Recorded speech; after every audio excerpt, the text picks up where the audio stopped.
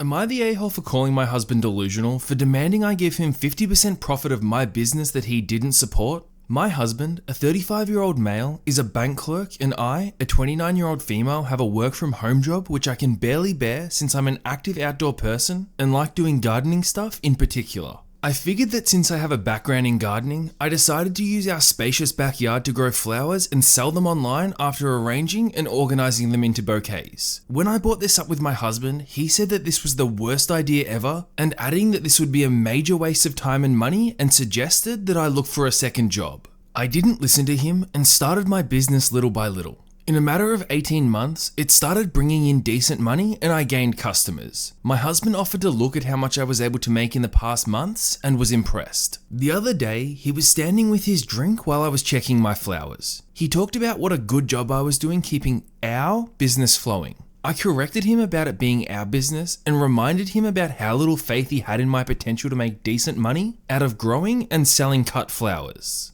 He was like, well, I honestly didn't think your little gardening hobby was going to get you anywhere, but now that business is flourishing, I want my fair share of profit and won't settle for less than 50%. I was puzzled and asked why he thought he should get any share of profit, let alone 50%, and his answer was that I was using his soil to grow my flowers on. I said that this is our house and our soil, not just his, since we're married and both of our names are on the title. He was like, actually, I owned this house long before you came along, so it's technically mine. I replied that he must be aware that it'll be split in half in case of separation. He laughed and joked about how silly I was for hinting separation just because he was asking for something that he so richly deserves, which is 50% of the profit. I said no, and that he was delusional to ask because even his soil alone doesn't magically grow my flowers. There's a lot of work to it, from picking, buying seeds, taking time and effort to care for them, collecting, trimming and selling them, while all he does is sit back.